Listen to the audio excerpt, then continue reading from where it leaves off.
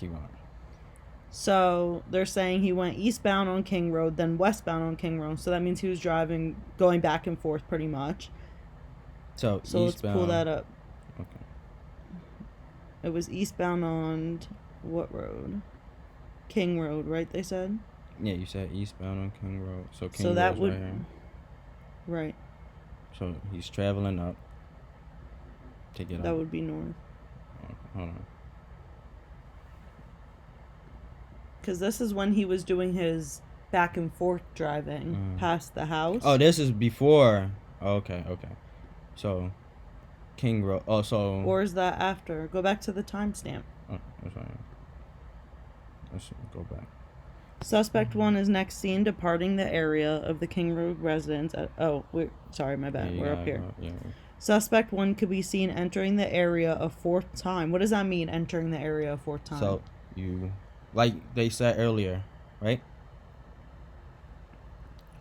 He's doing, the house is right here. The area is this. So yes. He's driving back and forth, back and forth, back and forth, back and forth. He right. goes up. He probably goes all the way This down. intersection, they're saying he went down, he went up, he went down, he went up. When he hit this intersection, that's where he completed his 3-point turn. Yes. 3-point turn. It can be seen driving, and then at that time, at 4:04, that's when he parked it on 500 Queen Road, 52. No, it didn't say park. So it can be at 4:04, it could be seen driving eastbound, stopping, turning in front of 500 Queen Road, and driving back westbound. Yeah. When suspect vehicle 1 is in front of the Kingwood residence, it appears to be unsuccessfully attempt to park or turn around in the road. The vehicle then continued to the intersection. So therefore, on his way up, passing the house, coming up this way, so pretty much going north on that road, it seemed like he had an unsuccessful park, or almost, he got scared or nervous. Right. It was unsuccessful, so he then kept going to not make it look suspicious, come to this intersection, do the 3-point turn, and go back down. When he went back down, I think that's when he then exited the car. Yeah, because it's right here. It's where it can be seen completing a 3-point turn down Queen Road. Okay. Suspect 1 is then seen departing the 420. So exactly, that's when he's leaving. Exactly, at 420. So he did the 3-point turn, probably came back down, parked, did what he needed to do, because then the next video camera footage of him is at 420 when he's leaving the scene. So repeat it. So he started, he's basically just going back and forth on this road.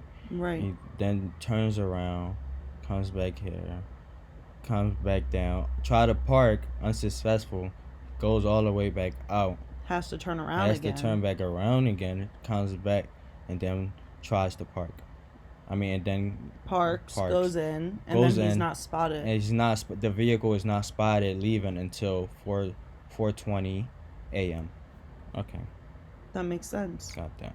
And you know why he might have been going back and forth? Because maybe he did end up seeing that DoorDash driver and decided he needed to patrol the entire roads. Yeah. Because if he's in the middle of doing something, you don't want a car pulling up.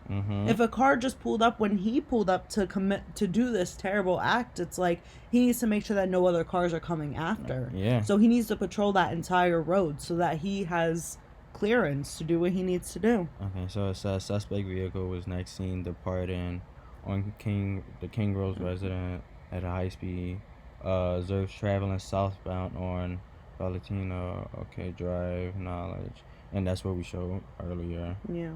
Okay. And then... Go ahead. No, go ahead. No, go ahead. He likely exited the neighborhood taking Palhouse River Drive and Congesta. So if you go to the map, I could show you that because I already looked at that.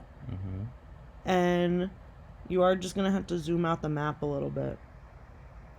Probably a little more. So, alright. So what he did was, you could probably zoom in a tiny bit and scooch it over. There we go. Okay. So what he did was he came up out of there, he hit King Road, now he's at that intersection with Taylor Ave. He took that left, went down, that you're now on Valentina Drive.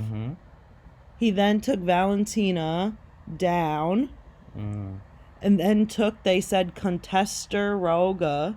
Is that Conestoga? Yeah, Conestoga. Conestoga Drive out down here, which takes him to this main road, which is the name that they also stated. Okay.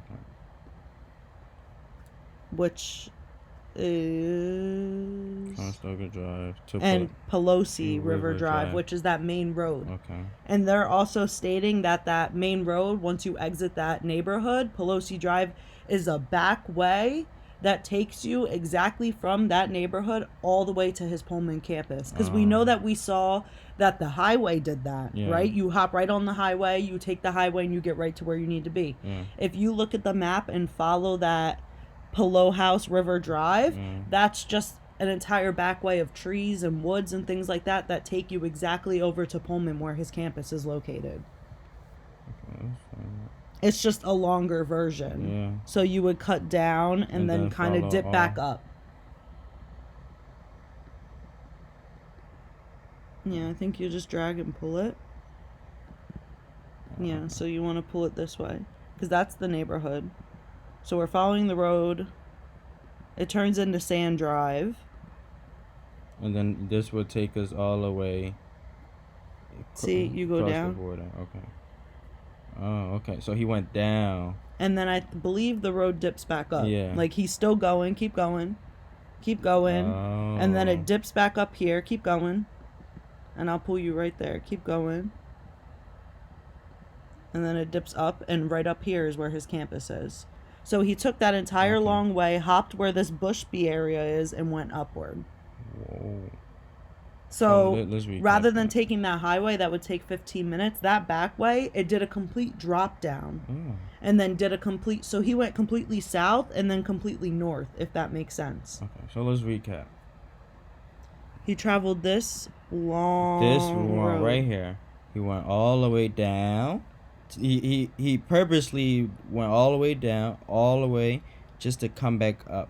Yep, and then once he hit Bushby, it's just that one right turn, and you come all the way right back up to your campus. And they're saying this is a 20-minute drive? No. Oh, no, this is longer because it's the back. That's the time because they clocked him getting back relatively late. Oh, okay. Rather than when he drove the highway. Yeah, to get there, because it only took him like 10 minutes to get, like 10, 20 minutes. Yeah, because they say that highway only separates it by that small amount. Now, you're dipping down into... You're going out your way. Oh, okay. And that way has less cameras. Look at it. It's all woods and nothing and trees and all that. Rather than the highway, it's between two cities that, have shopping and food and things like that. Okay. So, approximately 10 miles from the campus.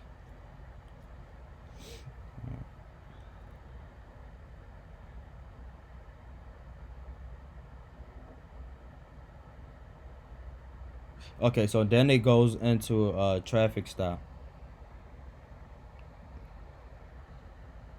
Yeah, they just talk about how they had 35 law enforcement people that were helping look for this vehicle, and how they originally stated it was a 2011 to 13 Hyundai Elantra, but after further review, they realized it could be anywhere from a 2011 to a 2016. Yeah.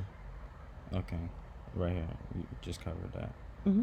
So, they trying to investigate this car that they seen and where could it have disappeared to. Right. Because the timing of, the timing it was spotted in the neighborhood and when it was parked up and when it was leaving, it matches exactly the timing of the killings. Right. So they need to figure out who's driving that car and where. Question, what led them to ask for, like,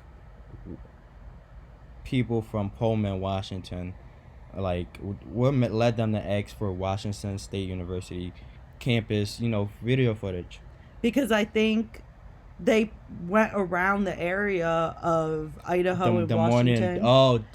Asking about, because I think they originally pulled up to the WSU campus because of a white Elantra. Because they put out a thing in that area within a certain mileage saying if you see a white Hyundai Elantra, or the cops were, not secretly, they were doing their job, but, looking for white Hyundai Elantras throughout the area, because someone that has a Hyundai Elantra in that area committed this crime. Yeah. So I think, you know, they checked out the college campuses and all that, and that's what happened. To answer my question is the fact, the way they knew what car they was looking for is because earlier in the day, I mean after the killing, they went back earlier in the day and looked at video footage. Right. They saw all the video footage. And they clocked that car. So then that was the car they was looking for. So then they just put out APB of, if you see this car, if you have information on this car, please contact us. Right. Okay.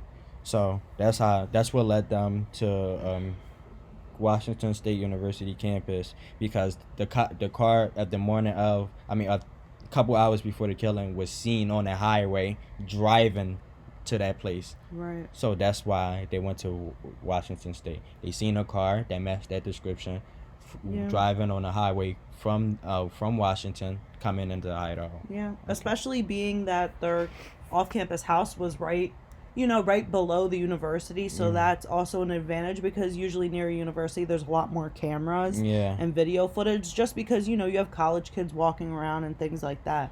So it was easily able for them to be able to see cars coming in and exiting. Okay, so it said investigators were given access to the footage of Washington State University.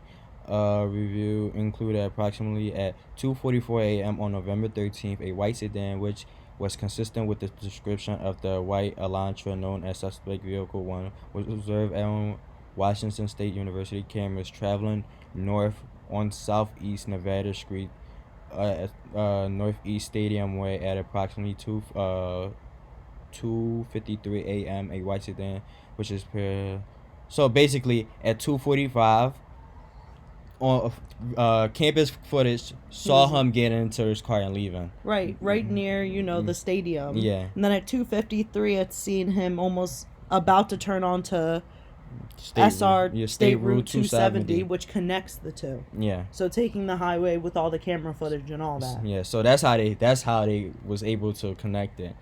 So. Right. Yeah. So my question is, why did he take the highway to get there and the back road to come back? He didn't cover himself. Back to the original thing. They was all home at 2:00. He originally they seen him originally at 2:40. Right. So if they all home at 2:00, I just feel as though it's got to be some type of communication to tell him. How does he know that they all are home for him to start coming? Right. Because why did he? He should. Like, how did he know 45 minutes after to start leaving now? Because what if he got there and they were on their way walking home, or they were getting out of Ubers or anything like that? Somebody probably texted him, "Oh, yeah, I'm home now. Come over," or some shit like that. It was probably not even a text, because if it was a text, it would have came up. Yeah. But who knows? It's just crazy how he knows the timeline of when the girls were coming home. Exactly. Unless maybe he did go there 12 times prior. Maybe Idaho maybe is a small town. Maybe they go to the same parties, they go to the same bars, they know around what time the bars close. Usually bars close around 1:30, 2:00 anyway.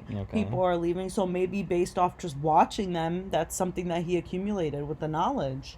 Could be a possibility, right? I mean, he also left at 2:45 figuring he's not going to get there till around 3:30, 4:00 by the time he gets situated and figures out. He left trying to give himself enough time to make sure everybody's asleep.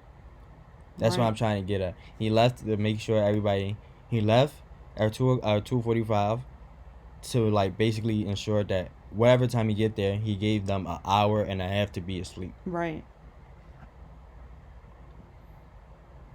Okay, so investigators. So this is after the killing now. So at approximately 5:25. So remind you, it was clocked on camera on the camera from the houses that he left the area around 4:20.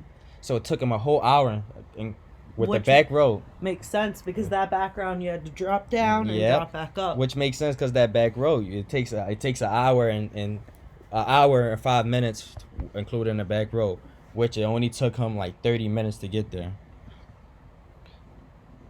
Okay. Wow.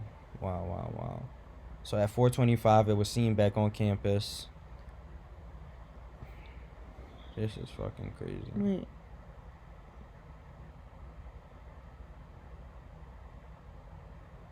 Oh wow. Okay. So they were able to obtain footage from 5 cameras in Pullman. The first camera that recorded the white sedan was in Pullman. The white sedan was observed traveling on Johnson Road, which leads directly back to West Palusi Drive Road in Moscow, which connects into Casanega Drive.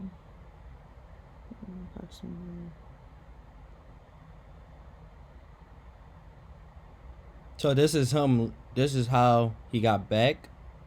I believe because that road is how he left. Yes. So yes. why is it listed there with the 5:25 a.m. time? Okay. They said approximately 5:25, which is consistent with the description.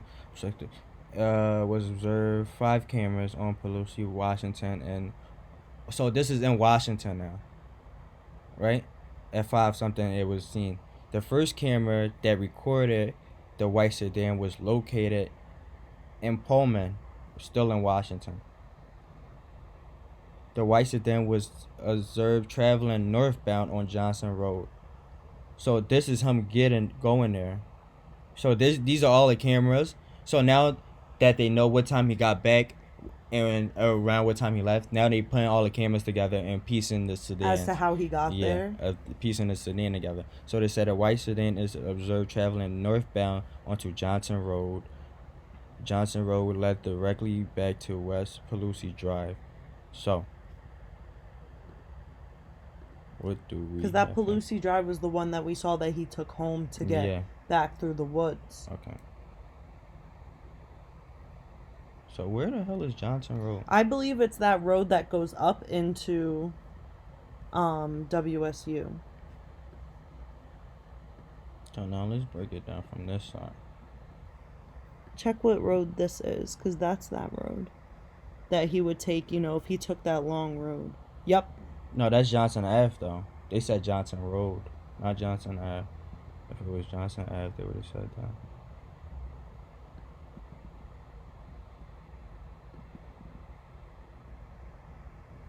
I mean, you might be right. It might be that. Maybe they just... Nah, this is law enforcement. They're not just going to make a mistake or not be specific. Let's look it up. Trying to see. Oh, I got it. Yeah, it is that road. It goes from Johnson Road into Johnson. It is Johnson Road. Okay. Just that map is saying Johnson Ave.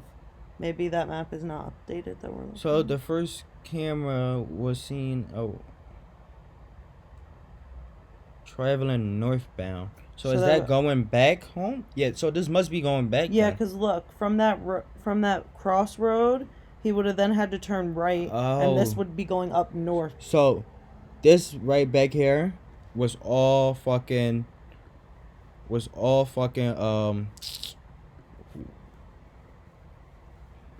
trees. Yeah. And that first camera that's how they knew he took that road. Yeah.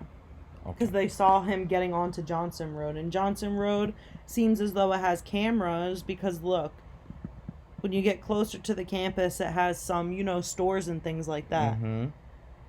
So that's how they spotted him taking that North Pulaski through the woods. Yeah. Because once you come to the end of North Pulaski, you have to make that right onto Johnson Road to be able to just take that Johnson Road straight right onto campus. Oh. And that's probably where the first camera caught him coming home, because in those backwoods, what really is going to be back there camera-wise, unless someone has a Ring camera or something like that. So that's what happens. So now I'm traveling northbound. Then Pelosi was last to come to state. So they saying this road that they saw him, if they trace it back, they connected it to Conestoga Drive and Pelosi River. Right. So, and if he was traveling on Pelosi River, it would have been west, like they said, because west would go back to Washington. Mm-hmm. So if he was going back that way, but he was coming that way. Right. So that's how they could tell. Okay. So at approximately 5:27, a white Elantra was observed on camera, northbound on Stadium Ave at Nevada Street. Oh, this guy is something else. Well, what are these pictures that they're providing? This is basically they trying to show the path. Oh, okay. So description of Moscow and Pullman. So this is the back row, right? This is the border. This is over here is Moscow. Over here is Pullman. Right. Description showing white Elantra path of travel. Obviously not to scale. Because that was a long distance. We had to, pull and drag on that map a while. Yeah. So it says white Elantra seen right here leaving. And then this one is the when he's leaving. Oh no, that's not when he's leaving. What is that? Yeah.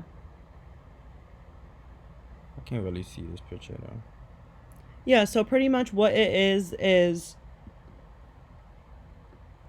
that's his university. That little the yellow square is the location that they caught him leaving the campus, and these little red dots or triangles going up is that Johnson Road path that he took to return to campus. Oh, okay. Because that's his campus right here. Yeah, this is his campus. Oh, okay. So one more time for me. This is where they caught him leaving campus. Yeah. And or returning to campus. Yeah, no, okay. So the red one is him returning. So if we follow the red path, if Washington State is over here, this is the path basically that they think he took to get back to campus. Right, which would be Johnson Road. Yeah. Okay. So on November 25th, 2022, MPD X law enforcement agency to look out for white Hyundai Elantra, November 29th, approximately 12:28 a.m. Washington University.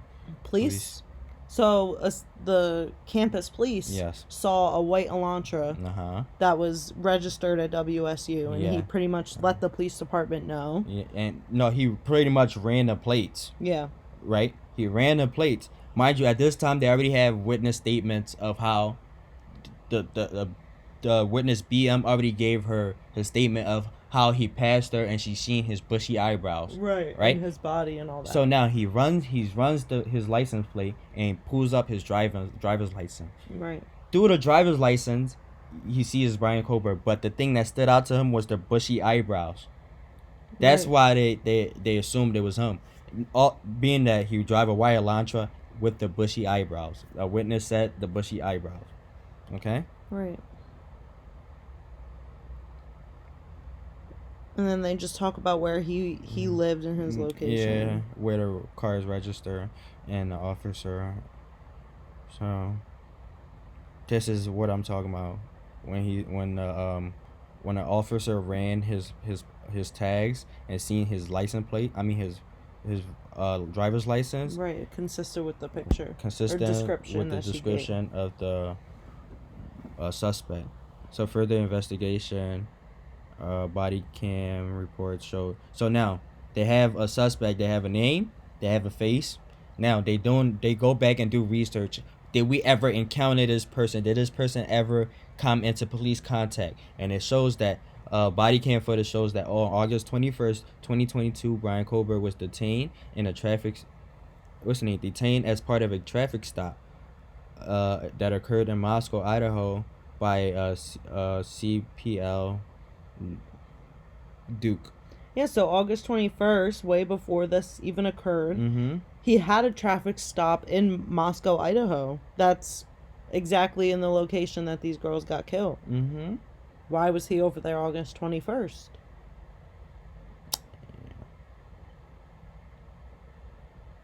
Yeah. Detained as part of in Moscow, Idaho. So he was, So, in that traffic stop, he gave them the officer his phone number. So, now getting his phone number, they then on October 14th, They then use contact AT&T and it's like, hey, we need all the cell data of this person, his location, all the information. So on October 14th, 2022, Bryan Kohberger was detained as part of a traffic stop by Washington State police officer. Upon review of body cam, Kohberger was the sole occupant. So he actually got stopped. So he got stopped two times before this killing. Mm-hmm. Because now they're providing a date, October 14th, that he was detained. Yeah. As part of a traffic stop, upon review, he was the sole occupant of the Elantra. So yeah. So why was he detained on October 20th? I don't know. Why didn't October 14th. They didn't get into that. I don't know. And then on November 18th, 2022, Kohberger. So then he registers with Washington. He then gets Washington license plates and registration. He basically. And what day exactly was the murder? The murder was November 13th. So a few days after. He then decided to change his registration because his of it. Plate. Yep. Right. Because now he committed a murder.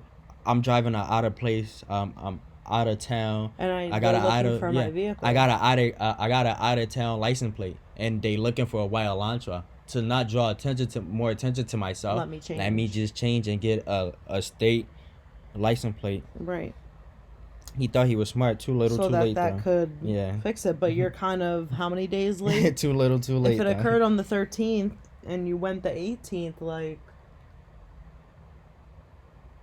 So he was still driving a car, and then he was pulled over. So 2 times prior, he got stopped. I need to know what the October 14th is about, because I saw the August. The August was talked about. You know, Mm-hmm. They said he just got pulled over, but even in this affidavit, they didn't state why they pulled him over in August, did they? Even though I think we heard that they said seatbelt, but they didn't even state it. At least maybe not yet. They're still detained as part of a traffic stop. So yeah, they don't really say. They didn't say why they stopped him there either.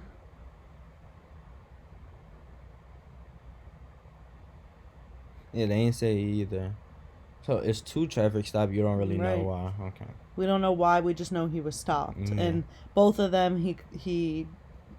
Ain't this crazy? Got out of it. Ain't this crazy? These killers always seem to run into cops, and they always get away from cops. Yeah. Yeah. Like the cops always have an opportunity to stop them before they get started. I mean, at that time, though, what was he really starting? No one knew anything Yeah. besides the fact that by October 14th, he had already visited that location multiple times. Yeah. Because they concluded that he went there 12 times based off his phone records, but they didn't look into that yet. It was just a regular traffic stop, just someone that occurred pretty frequently. 2 months. Because the first one was August what? August 21st. And then October 14th. That's like 2 months. Yeah. I just wonder why they didn't list what they pulled him over for both of those dates. Because I know, didn't we see on the news that they said seatbelt? Yeah, they said seatbelt. But they didn't even state that he got pulled over again in October. They didn't say that too. That's why we needed to read this shit. Right.